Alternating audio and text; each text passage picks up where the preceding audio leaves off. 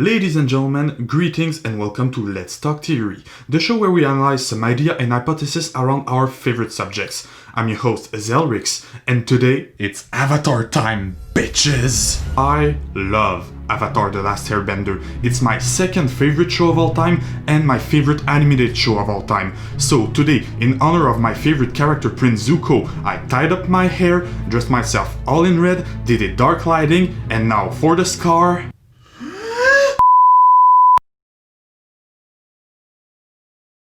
So it turns out it was a pretty bad idea, the scar did not look like Zuko's, and I lost 2 weeks of shooting for nothing. Although my dad did see my YouTube channel and he told me I was bringing shame on my entire family. So there you go, I lost my honor just like Zuko, we can start theorizing. Quick disclaimer, I'm also a big fan of The Legend of Korra. I really think that it managed to capture what makes The Last Airbender great, without being a copycat of it. Both shows are generally amazing. I mean, the bending, the magic, the aesthetic, the genocides, the torture, the war. Kids show! No, more seriously, both shows do a wonderful job at explaining war, politics, and philosophy to youngsters. And that's why these shows are amazing. The attention to details is almost flawless. Speaking of which, while rewatching The Legend of Korra, I noticed something that might change the way I see the two shows forever. The question today is,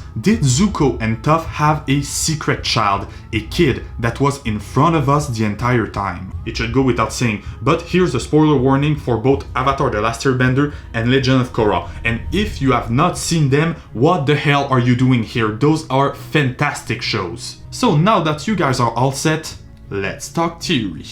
At the end of the third season of Avatar The Last Airbender, it is obvious that Toph does feel a certain attraction towards Zuko. But Zuko just doesn't feel the same way. I mean, can you blame him? He's 16 and she's 12, that's a bit gross. So for them to get together at this point is very unlikely. But what about later, in the 7 years between Aang and Korra? And if they did hook up, what if this union gave birth to an offspring, a son, the infamous Ghazan? Let's do some math, shall we? No, I hate math! Oh my god, go back to school, Timothy! The Red Lotus tried to kidnap Korra in 158 AG, 158 years after the Hair Nomad genocide, after Sozin wiped them out in an attempt to dominate the entire world. Kids show! Korra being 17 in 171 AG, we can assume that the Red Lotus tried to kidnap her when she was 3 or 4 years old. It means that Aang must have died in his mid-50s, while Toph was roughly the same age and Zuko around 60 years old. Ghazan is obviously a bit older than Korra, so at the time of his birth, both Zuko and Toph would have the biological capacity to reproduce. Then there are Toph's children. The youngest is Shu. She is 45 years old in book 2 and 3, which means that she was born while Toph was around 24 and her sister 4 or 5 years old. 6 years old at best. That also means that Toph had Lin around 19 years old. That's young. And what about the father of the two child? We do know that Lin's father and Toph did have a story, but it just didn't work out. Meanwhile, Ghazan seems younger than the two Beifong sisters, and we do know that the Red Lotus attacked Korra when Zahir was a teenager, and Zahir seems a bit older than Ghazan. So from a timeline perspective, it is possible that Toph and Shu's father broke up. Then she could have hooked up with Zuko and got Ghazan as a kid. And a few years later, the Red Lotus attacked Korra. Ghazan is a lava bender, just like Bolin, and Toph told Bolin that lava bending was a really rare capacity of earth bending, but she was never shown capable of doing so, even though she is arguably the most powerful earthbender in history. Maybe her knowledge of lava bending comes from her own child that demonstrated this very rare ability. I mean, the only two people we can see lava bending while Toph is present are Bolin and Ghazan. I guess there was also that time Avatar Roku took over Aang's body and started lava bending in the temple, but Toph was not there at that point. And maybe that's also why Ghazan joined the Red Lotus in the first place. Here's how I think things played up. Toph discovered Ghazan's ability to lava bend. He then joined the Red Lotus out of revenge towards his parents. Being the son of Toph Beifong and Fire Lord Zuko, he didn't have any kind of attention as a kid and was angry towards Team Avatar. So naturally, he joined the Red Lotus, an organization that has for primary goal to destroy the Avatar. Then Toph realized that she could not help Ghazan escape prison, and this is probably the decision that drove her to live in the swamp. That's a question you can ask yourself. Why would Toph, of all people, decide to live in the swamp? The swamp is one of the most spiritual places in the world of Avatar, and she's a master earthbender, the least spiritual element. Then for Zuko, I don't think that for a crime as bad as trying to kidnap a 4-year-old, which is also the Avatar, he would have any hesitation to lock up his own son. We've talked a lot about Toph up to now, but what about Zuko himself? He did turn against his own father and his own sister when he realized how bad of a person they were.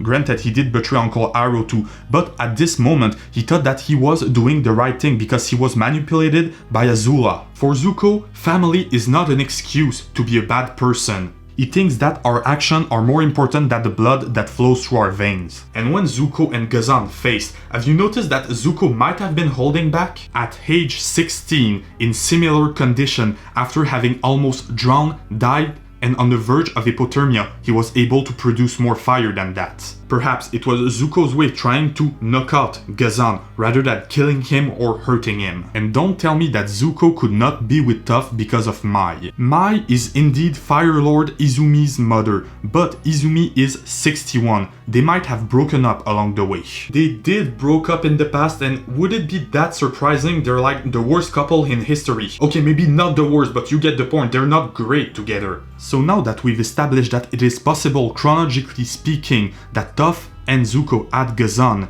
what about Ghazan himself? First of all, his appearance. I do think that Ghazan shares some physical traits with Fire Lord Ozai, his possible grandfather. Then pay attention to his name, Ghazan.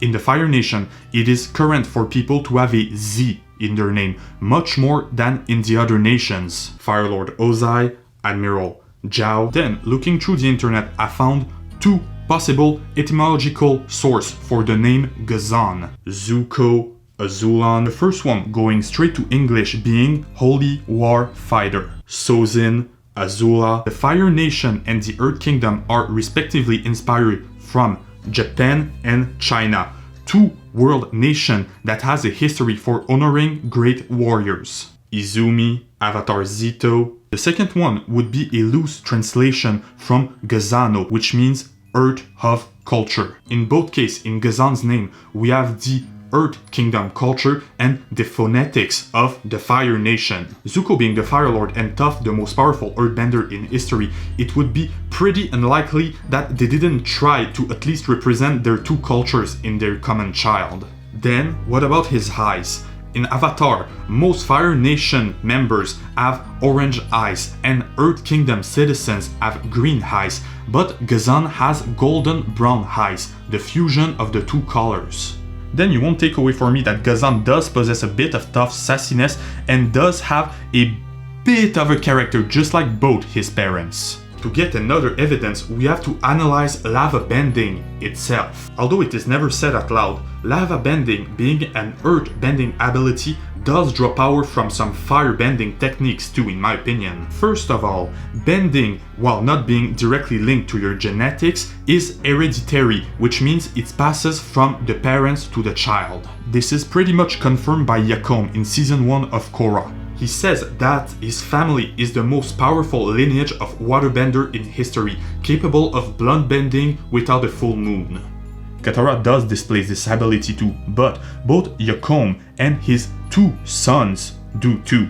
We clearly have a proof that some family are more powerful benders than others. And Bolin does possess the ability to lava bend. His brother is a firebender, his mother was from the Fire Nation, and his father was from the Earth Kingdom. So the only other lava bender in Legend of Korra is indeed the offspring of fire and earth. Then when you take away both Ghazan and Bolin, every single instance of lava benders are avatars, aka firebenders and earthbenders.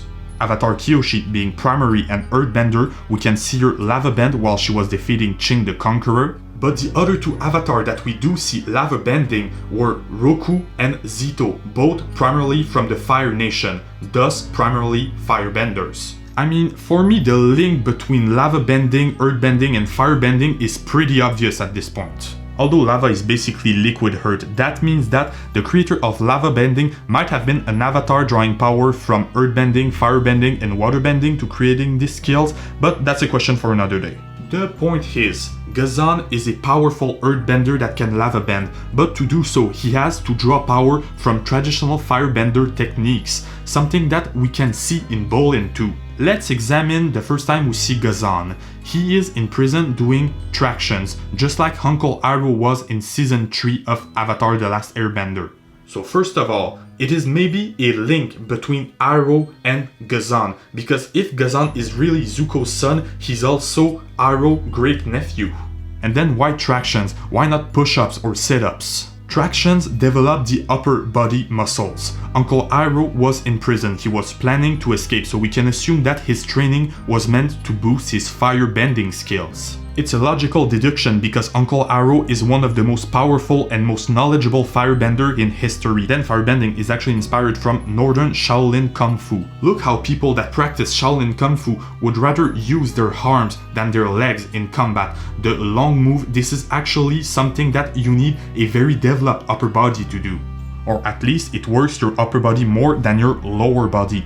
Thus the traction to develop the specific area of the body. Then, earthbenders are actually inspired from Hungar Kung Fu, a style a bit heavier with bigger move that is meant to transcribe force. They do incorporate some feet move in the mix.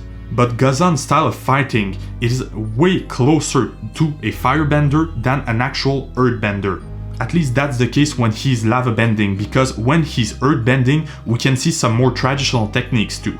In the meantime, have you seen Ghazan using his lava shuriken? He uses his upper body, he does great light movement, preferring speed to strength. Just like Bolin told Korra to do in the first few episodes of Korra, you have to stay light on your toes, something that Bolin does and Ghazan does, and they're both lava benders. While fighting, they actually do use moves that makes me think of Zuko's style of fighting, doing jabs, hooks, something a bit more aggressive. Just like firebending is more aggressive than earthbending, I do realize that sometimes following my train of thoughts is absolutely impossible, so here's a quick recap.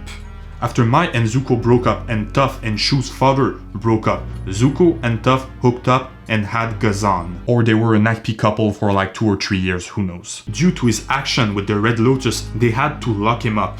13 years later, he unfortunately escaped and attacked Korra once again. Lava bending being clearly inspired from both firebending and earthbending, and Ghazan fitting in the timeline, I think that Toph and Zuko's unspoken attraction might have resulted in his conception. Well, we can say that he must have had a tough life. Anyway guys, tell me in the comments what do you think about Ghazan and more specifically his ability to lava bend. Who discovered it? Where does it comes from? Then remember to subscribe, share this video with all your friends, follow me on Instagram to support my artwork, and as always, thanks for watching.